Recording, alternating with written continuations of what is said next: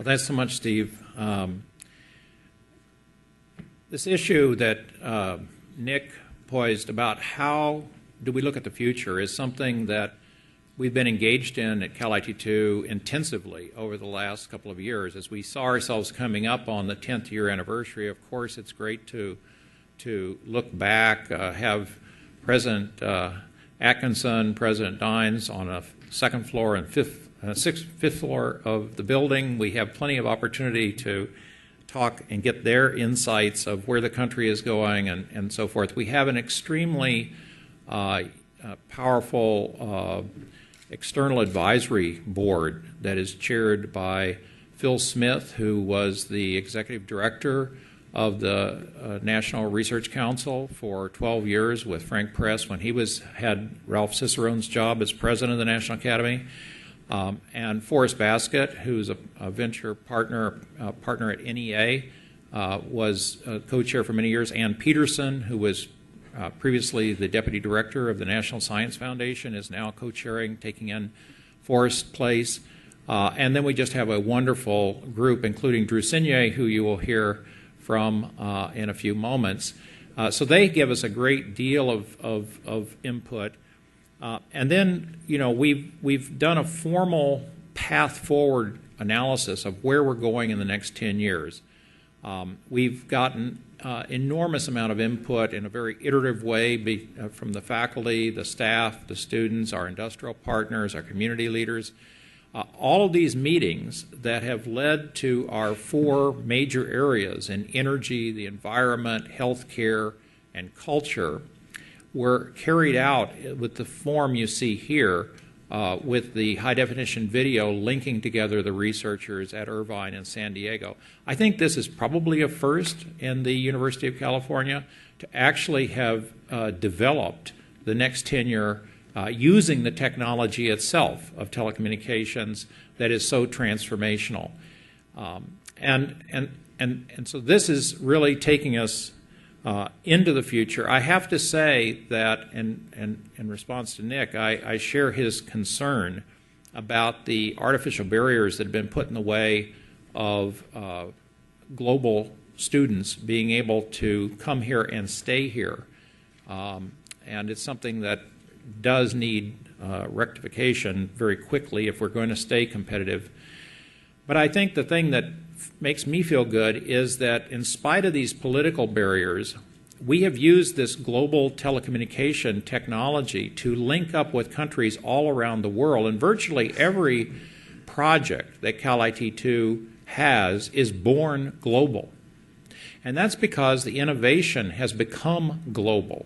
And if Calit2's goal is to help California attack these major challenges that we're going to see in the years ahead in healthcare and climate change, as you'll hear from our 2 speakers, we have to have the best minds in the world. We cannot be parochial. We cannot just look at UC San Diego and UC Irvine. That's our core strength. Our local industries, of course, our core strength. But we reach out as needed anywhere in the world to get the best ideas, the best thinkers, and they engage with us. We have people on this screen here from Australia. We have people here on this screen from Europe all the time. And that allows us to be cross-disciplinary, work globally without letting the political barriers get in our way.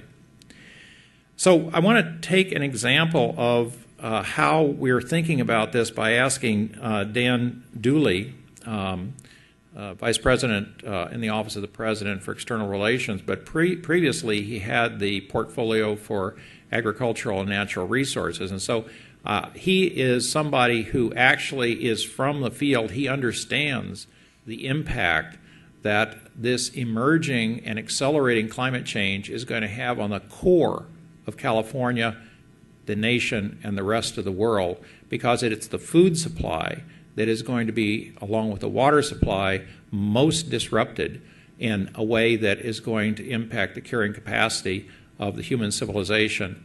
So, Dan, I'd like you to get up and give us a few thoughts. What I've asked Dan and Drew Senior, who'll talk about health, is to not talk about Calit2. We've heard enough about Calit2. Thank you very much. We appreciate the remarks. But why are we here? It's because there are these amazing challenges that are coming on a scale that really, I think it's accurate to say, humanity has not faced before. And so how is the university community, which society puts in place to get all these ideas, how is that going to come to help us? It can't be the same old business as usual. We don't have the time. The challenges are coming at us faster than we know what to do with.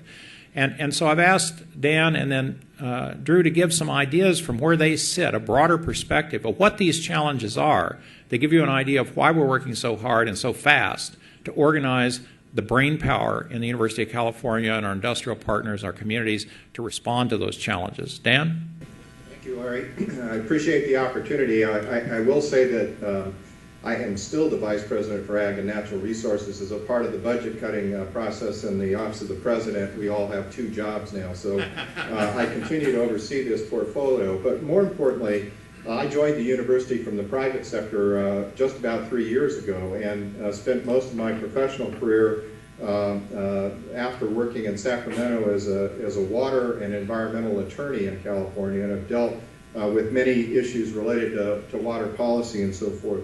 I want to give a little context for my comments by noting a couple of facts. One, the Food and Agricultural Organization of the United Nations recently came out with a study that projects that there's going to be an increase in demand for food by 2050 of twofold, meaning we're going to need to double production of food globally in order to meet demand in the next 40 years by 100%. Secondly, that with climate change, there's going to be a shift all around the world in where food is grown and what can be grown where, unless there are dramatic changes in technologies, genetics, and other things that will enable us to adapt to a changing climate.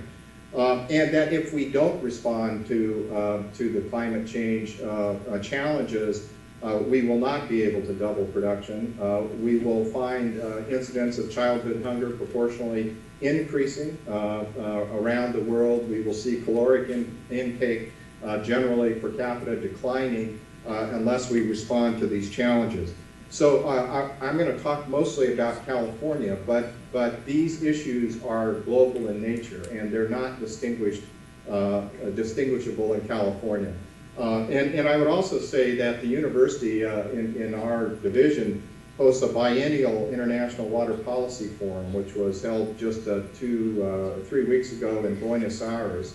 We had 60 participants from 28 countries around the world, and while the focus of this particular forum was on the Americas, it's very clear that the issues I'm going to talk about are global in nature. We were thankful that this conference was co-sponsored with the National Academies of Sciences as well.